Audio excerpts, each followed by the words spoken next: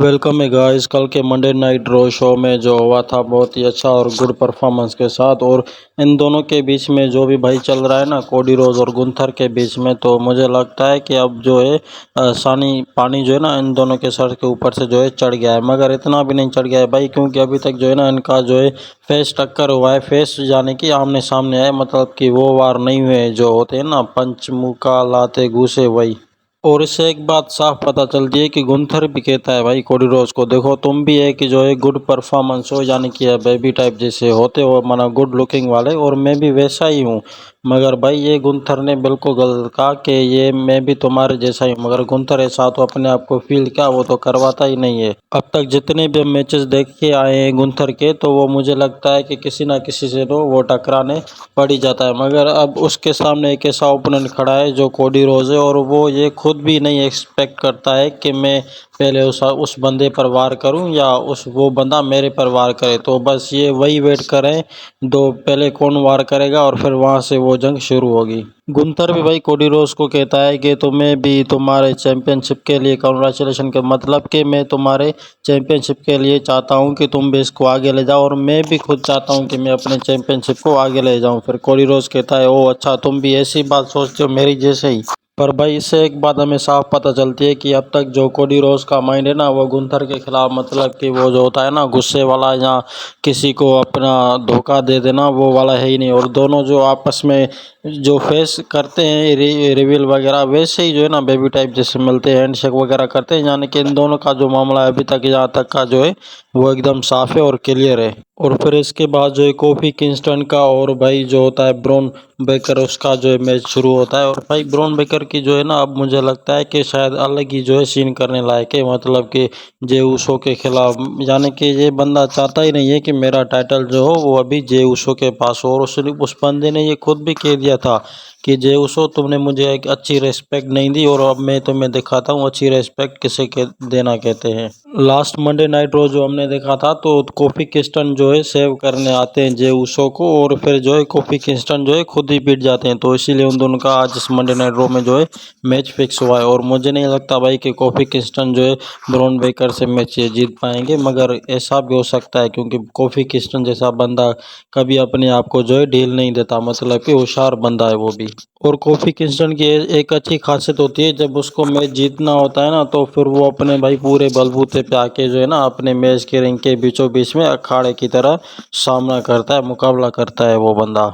और ये भी अच्छी बात है कि कोफी किंगस्टन जो अब आए हैं डब्ल्यू में, तो हम मुझे लगता है कि बहुत टाइम हो गए कोफी किंगस्टन को आते हुए डब्ल्यू में, तो अब मुझे लगता है कि शायद ये बंदा जो है कोई प्लान करके ही आएगा। तो भाई इस बंदे की जो मैच शुरू हुई थी ना ब्रॉन बेकर के साथ, तो ब्रॉन बेकर को वो जो है पूरी तरह से हिला के रख दिया था, यानी कि इंजर्ड कर दिया था, यानी कि ऐसा समझ लो कि मैं भी तुमसे कम नहीं हूँ इस मैच में। और भाई फिर जो बात होती है चैंपियनशिप की, तो वो तो चैंपियनशिप की पता ही है आपको, तो जब चैंपियनशिप पाने की बात आती है तो हर बंदा जो है अपना बेस्ट दिखाता है। और फिर ब्रॉन बेकर ने भी वो वैसा ही किया था कल के मंडे नाइट रो में, कि वो अपना उसने बेस्ट दिखाया था उसको हरा करके। और फिर भाई जैसे ही उसको हरा दिया था ना कोफी किंगस्टन को, तो फिर उसके सामने आ गया था ब्रॉन बेकर, जाने कि ये बंदा जो है उसको अब पीटने ही वाला होता है, मगर जैसे ही पीटता है तो उसका साथी आके उसको बचा लेता है। मगर भाई इतने हालात इन दोनों के बुरे थे कि इसका जो साथी होता है ना वो भी जो है ब्रॉन बेकर से पीट जाता है। पहले तो वो उसको किक मारता है, और फिर उसको स्पेयर मार के और फिर पंच मार के जो है ढेर करते हैं, और फिर देखते हैं कि जे उसो आ जाते हैं रिंग पे।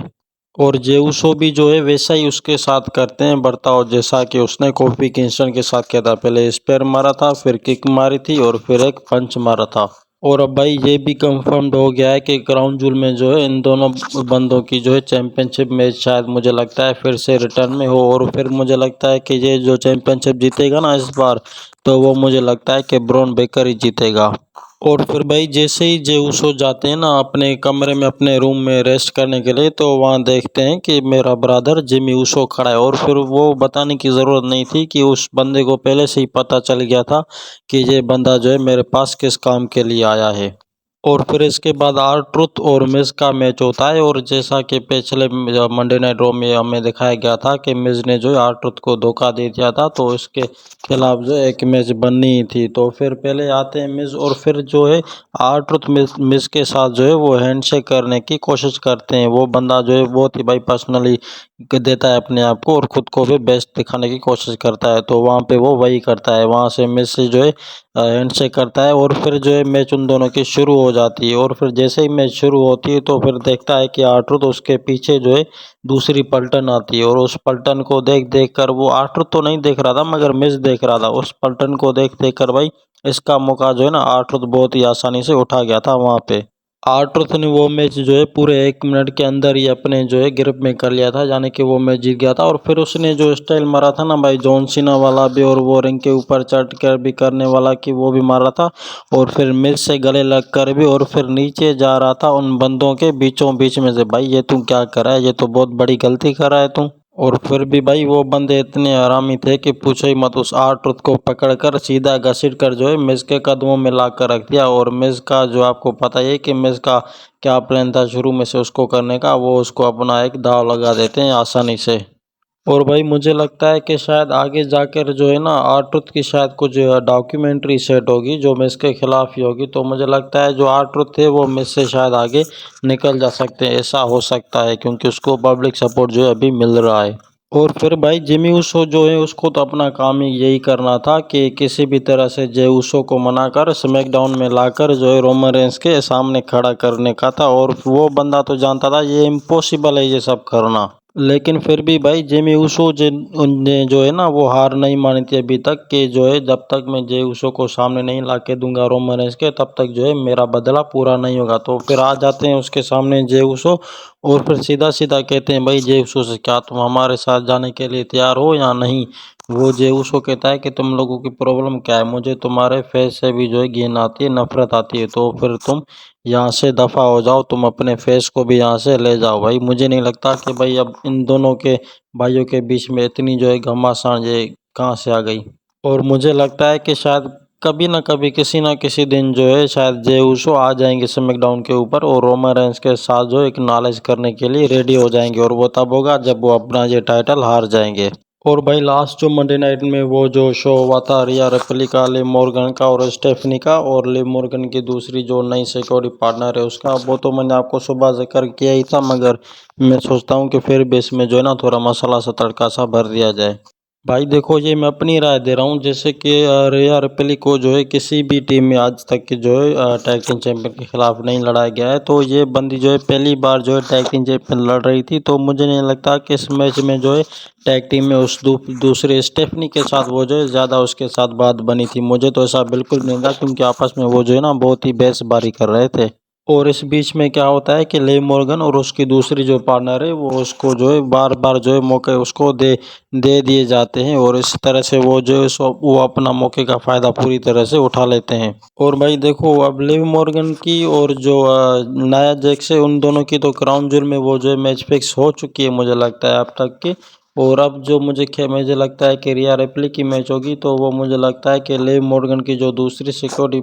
है ना गार्ड उसके साथ होगी वो मैच। मुझे लगता है कि नेक्स्ट जो है मंडे नाइट रो को उन दोनों की फाइट होगी सिंगल मैच में। और भाई इस स्टेफनी जो इस मैच में किस दौरान थी वो भी मैं आप सबको बता दूंगा। पहले तो यहाँ पे रिया रिप्ली जो है मैच आसानी से जीत जाती है, और फिर उसके बाद क्या होता है कि रिया रिप्ली की जो दूसरी सिक्योरिटी गार्ड होती है ना उसको भी जो पटक कर सीधा उठाकर जो है रिया रिप्ली सड़क अटका देती है, मार देती है। मगर इस बीच में आ जाती है नाया जैक्स और स्टेफनी को भी सबसे पहले संभालती है, और फिर जो रिया रिप्ली होती है ना उसको जो है वो सीधा रिंग के जो है बाहर गिरा दिया जाता है। और फिर भाई क्या होता है कि नाया जैक्स जो है ना अपना पूरा से पूरा जो है कोशिश करती है कि किसी भी तरीके से जो है लिव मॉर्गन को डैमेज देकर उसको पूरी तरह से अट्रैक्ट माना किल कर कर जो है उसका जो है मनी इन द बैंक का नाया जैक्स का वो वहाँ स्टेफनी का जो है वहाँ पे वो लगा सके। स्टेफनी रिंग के नीचों नीचे भाग भाग तो जाती है, और फिर जो है दूसरा जो रेफरी है उसको भी लेकर तो आती है, उसको मनी इन द बैंक दे देती है, मगर किसी भी तरीके से जो है ना लिव मॉर्गन को प्रोटेक्ट करने के लिए जो है उसके साथ ही आ जाते हैं। तो ये उन दोनों का प्लान जो है वहाँ पे एकदम से फ्लॉप हो जाता है। और भाई ये जो प्लान करवाया गया था ना, मुझे लगता था कि शायद यहाँ पे हो सकता था मनी द कैश बैंक, मगर जो है इसको आगे ले जा सकते हैं, क्योंकि वो क्राउन जूल में शायद हो सकता है कि मनी इन द बैंक कर दे, और वो मुझे नहीं लगता कि वो किस टाइटल के ऊपर करेगी मनी इन द बैंक। और भाई जब अगर अगले मंडे नाइट रॉक की तरफ हम आ जाएंगे, पहुंच जाएंगे, तो मुझे लगता है कि शायद ये भी हमें मौका देखने को मिले कि लिव मॉर्गन की जो पार्टनर है और जो रिया रिप्ली है, उन दोनों की शायद सिंगल मैच हो सकती है मंडे नाइट रॉ के बीच में शायद।